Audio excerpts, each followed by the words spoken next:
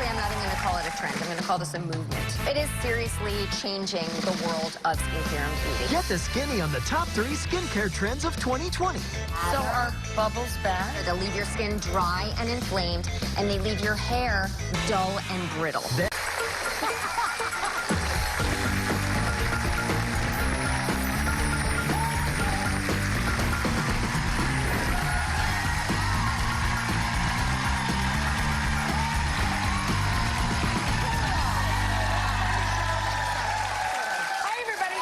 Just catching up with my friend, I'm sorry.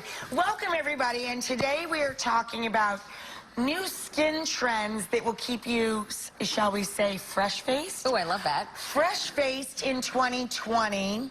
So we're welcoming back dermatologist and author of, I love this title, The Beauty of Dirty Skin, Dr. Whitney Bowe.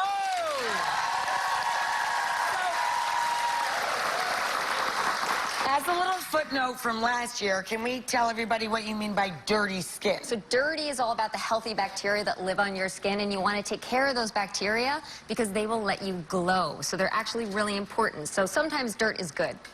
Sometimes dirt is good, just like eating for your gut health, Exactly, right? yes. Yeah. So what are we doing this year that's new for us? All right, so our first trend has to do with pH, and I'm first going to invite somebody very special. Come over here, Kelly, because Kelly's one of our viewers, and she's going to let us pH her face. Take that. Boy, yeah. maybe.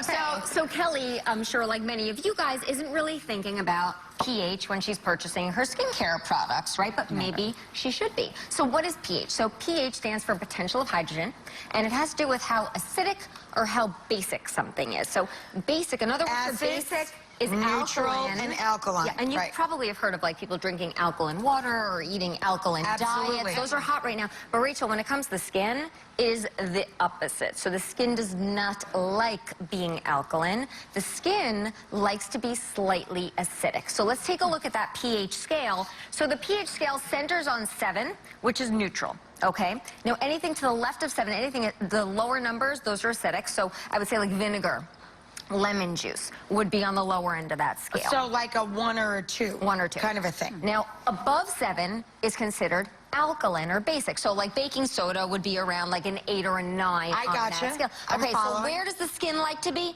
The skin likes to be slightly acidic. So the skin likes to be in about a 4.5 to 5.5. So see that like light green range over there? If it likes to be the color of Kermit the Frog. Then your skin is happy. It's happy. When it looks like Kermit, your skin is happy. So when the skin is in that zone, it's able to trap in moisture, it's able to fight off infection, it's able to control inflammation, even slow down the signs of aging, which is one of the things that I know that we're all dealing with. You know, well, we're not letting Kelly speak at all, though. So, Kelly, do you feel like you have signs of aging or you're not happy with your skin treatments? So I think my skin has changed throughout the years, and right now it's tending to be a little more dry. But and what is your age? Do you mind me asking? I just turned 50 in April, so thank you. 50 Club! So what Kelly's saying is very real. So actually, as we mature, we don't age, we mature. But as we mature, our skin pH starts to actually climb into the alkaline range. So it starts getting out of that slightly So the skin itself changes. Yeah, and you can use your products to bring it back. That's part of the reason why our products, some of the products really work, is because they're actually bringing your pH closer to that slightly acidic range. But some people run into trouble because sometimes their products are actually hurting the pH of their skin. So this is like mind-blowing because you can buy these strips. You can do this right at home. This is so easy, and you can learn so much from it. 4th grade at school. Yes. Yeah. This whole kit was about like $4, and it's got hundreds of these little pH strips. So you just tear off a strip, and we actually just laid them out here, and Kelly was nice enough to bring in some of the products that she's actually using right now on her skin. Oh, these are yours. So we were going to test out. You guys should I put the little strips in? Yeah, so leave the strips right there. You can dip them in if you want to, but just for you guys, you don't have to. At home, you can just dip them in, or you can smear your product right on it. But I think just for them to see it better, We were Oh, you're leave it gonna over eyedropper here. 'em. Okay. So here, this is her makeup remover, which is staying sort of in that yellow. That's about a 6 or a 7. That's okay. That's pretty gentle. So I don't think that your makeup remover, Kelly, is causing any problems. But let's take a look at your serum and see what's going on there. It can take about a minute to fully register. So you can sort of see this one up. This one's turning. Whoa, immediately it's turning orange, red. Which is actually a good thing. Because if you look at the orange here and you try to match it, you're talking about a slightly Oh, it's acidic right green. here. So now I am going to take a strip and put it against your soap. Okay. Now, oh gosh. Okay, this is badness right now. So that is turning very green. Green to me is alkaline. So actually that's probably creating a lot of, you know, the dry, itchy skin you might have. Okay, let's take a look at your eye cream.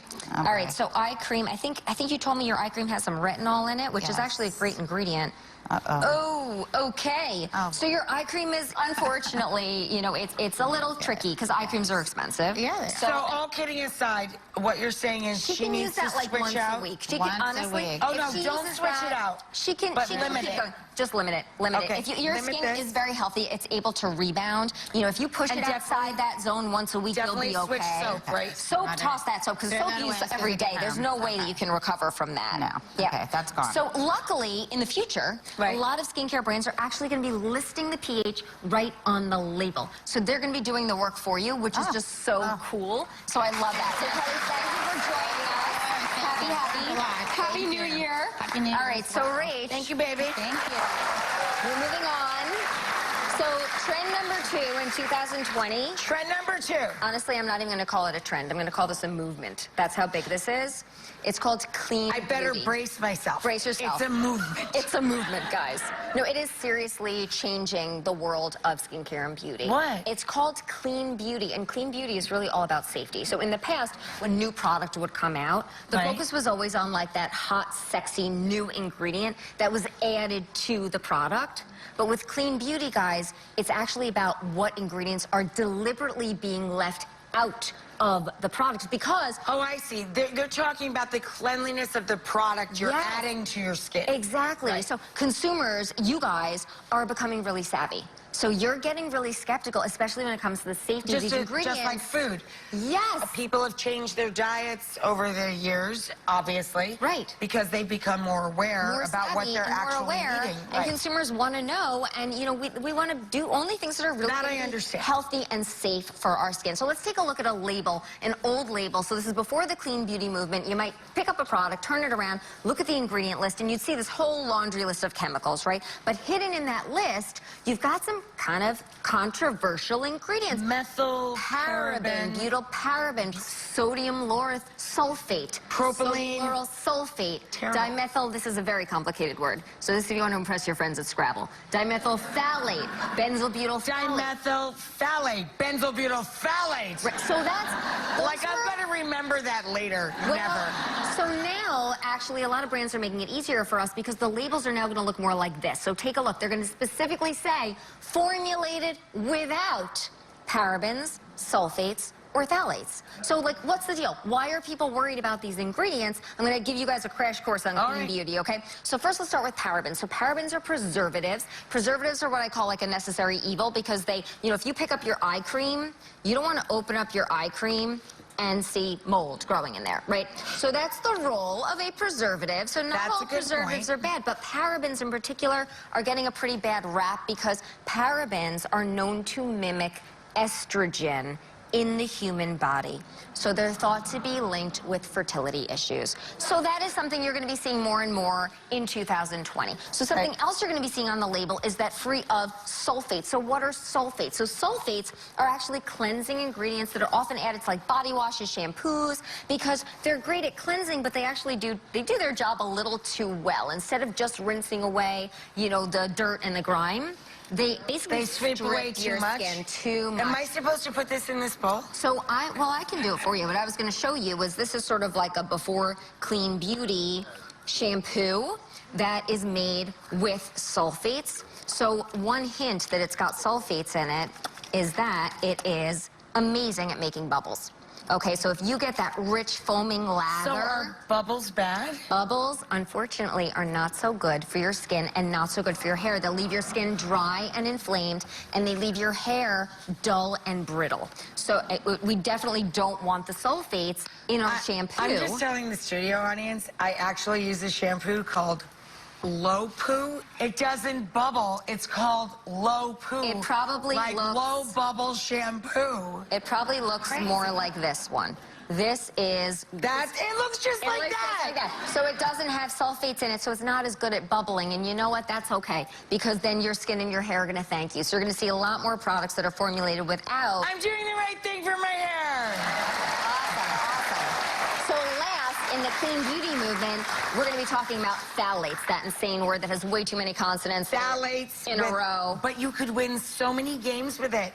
Right? There's like a lot of potential in using that word, guys. So get that one down for dinner party. So, all right, so phthalates are added to products because they make products more sort of flexible, more pliable. So they're added to nail polish so that your nail polish doesn't chip. They're like yoga for stuff. Oh my God, I love that. Yoga for stuff.